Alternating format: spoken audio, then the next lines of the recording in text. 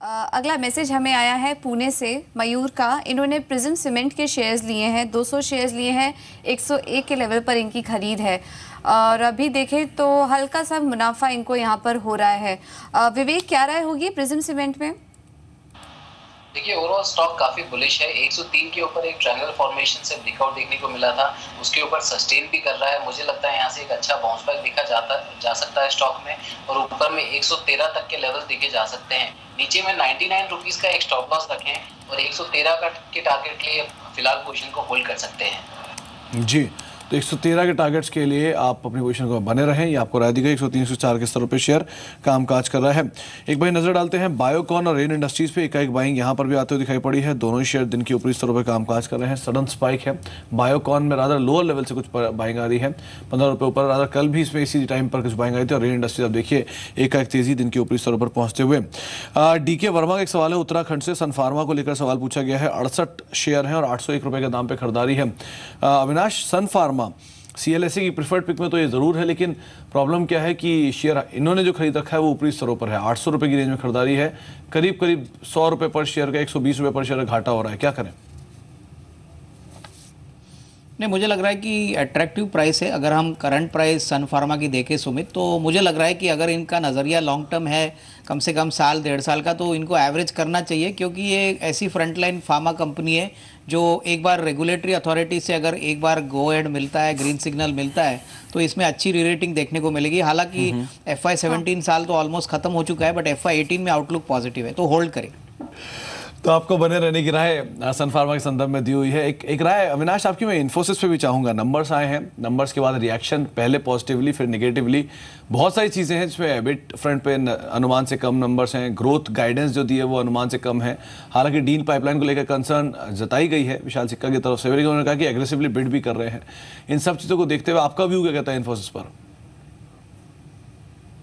नहीं, मुझे लग रहा है कि आज जो नतीजे आगे सुमित, मेरे ख्याल से थोड़े से निराश वाले रिजल्ट्स थे, क्योंकि जो गाइडेंस आया है 6 to 8% US dollar revenue guidance, वो मार्केट्स की उम्मीदें से काफ़ी नीचे है। और हमको लग रहा है कि नैस्कॉम ने ऑलरेडी गाइडेंस देने से मना किया है, क्योंकि अनसर्टेनिटी है। तो ये क्लियरली संकेत है कि आने वाला साल भी काफ़ी चैलेंजिंग रहेगा। सिर्फ एक पॉजिटिव सरप्राइज जो आया है, उन्होंने कहा है कि 70% अभी वो अपने प्रॉफिट्स को पे बैक करेंगे डिविडेंड्स या बायबैक के पॉइंट ऑफ व्यू से। तो ये एक ट्रिगर इन्वेस्टर्स के लिए रहेगा, और मेरे ख्याल से आने वाले 1-2 क्वार्टर्स तो काफ़ी चैलेंजिंग रहेंगे। तो कोई बड़ा रीरेटिंग ट्रिगर मुझे नहीं लग रहा है कि इन्फोसिस में इमीडिएट नियर टर्म में आएगा, जिससे शेयर में कोई अच्छी बढ़त हो। जिनके पास है वो होल्ड करे, बट फ्रेश बाइंग तो बिल्कुल करने की गुंजाइश नहीं है। जी, चलिए, तो अब फ्रेश बाइंग ना करें, लेकिन जिसके पास है वो बने रह सकते हैं। इनफैक्ट कुछ और जानकारों से मैंने बातचीत की इन्फोसिस के नंबर्स को लेकर, आपको वो भी सुनवाते हैं कि उनका क्या व्यू कहता है, इन्फोसिस के नंबर्स के साथ क्या रणनीति होनी चाहिए।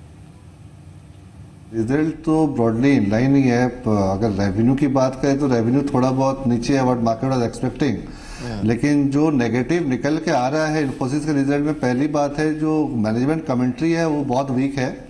अगर जो स्टेटमेंट पढ़ें मिस्टर सिक्का का, वो बहुत ही वीक है।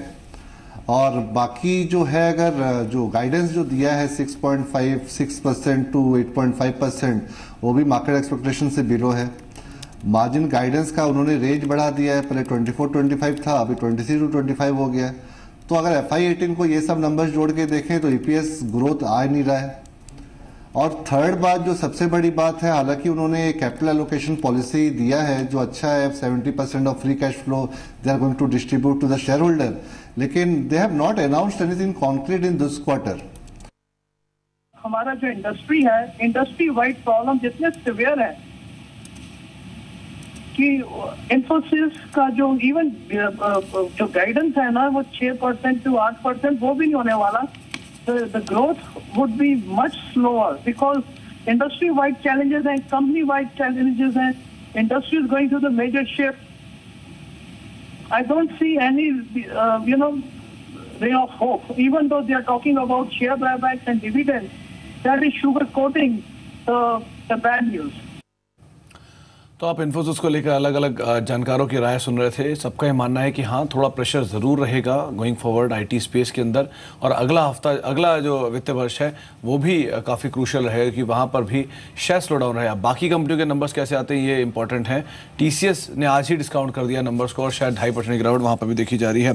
बातचीत करते हैं कुछ और दर्शकों से भी। हमारे साथ बातचीत करने के लिए सुचित्रा हैं, हैदराबाद से मौजूद हैं। सुचित्रा जी नमस्कार। नमस्ते सर। नमस्कार सुचित्रा जी, क्या सवाल है? एक्चुअली हमको एक पता लगाना था, आईसीआईसीआई बैंक का हमने 270 पे लिया था 100 शेयर, अप्रोक्सीमेटली 1 ईयर हो रहा है जी। उसका कुछ बढ़ा नहीं है, तो अभी हम उसको होल्ड करें, कुछ बढ़ने का चांसेस है, या तो फिर उसको सेल कर दें? ओके, थोड़ा एडवाइस चाहिए था। चलिए विवेक, इनका सवाल आईसीआईसीआई बैंक पर है। करीब 14 रुपए पर शेयर का मुनाफा इन्हें हो रहा है, लेकिन बहुत ज़्यादा नहीं है।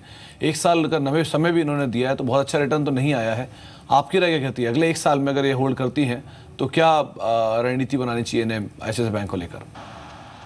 देखिए, ओवरऑल आईसीआईसीआई बैंक का अगर मैं लॉन्ग टर्म चार्ट देखूं तो अभी भी बुलिश ट्रेंड में है। जो करेक्शन देखने को मिला था उस लोअर लेवल्स पे सपोर्ट एक्सपेक्टेड है और वहां से बाउंस बैक हुआ है, तो मुझे लगता है अप रैली सस्टेन होने के चांसेस काफी हैं।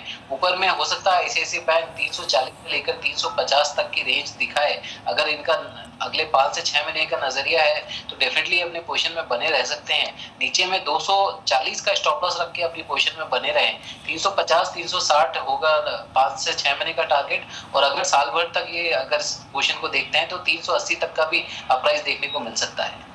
तो 5 से 6 महीने अगर आप इस शेयर को होल्ड करते हैं तो 350 तक के लेवल्स भी आपको स्टॉक में देखने को मिल सकते हैं। अगले दर्शक हमारे साथ मुंबई से जुड़े हैं, कुणाल। गुड मॉर्निंग, पूछिए कौन सा सवाल है कौन सा स्टॉक है आपके पास? कुणाल, आपको आवाज आ रही है? हाँ मैम, मेरे पास गति है। ओके। 700 क्वांटिटी 170 के रेंज पे, और टाटा स्पॉन्ज है 50 शेयर्स। टाटा स्पॉन्ज आपने किस भाव पे लिया है? 675 के लेवल्स पे लिया है आपने, ठीक है। अविनाश, आपसे ये सवाल होगा, इनके पास 2 शेयर्स है। एक तो गति का शेयर है, पिछले 3 महीने में अच्छा रनअप स्टॉक में ज़रूर देखने को मिला, लेकिन इनको यहाँ पर हल्का सा नुकसान हो रहा है। और दूसरा स्टॉक इनके पास टाटा स्पॉन्ज का है, 675 की इनकी खरीद है, लेकिन यहाँ पर इनको अच्छा मुनाफा देखने को मिल रहा है। इन दोनों ही शेयरों में क्या राय होगी आपकी? आई थिंक अगर हम पहले टाटा स्पंज की बात करें तो मुझे लग रहा है कि यहाँ पे और भी बढ़त पॉसिबल है।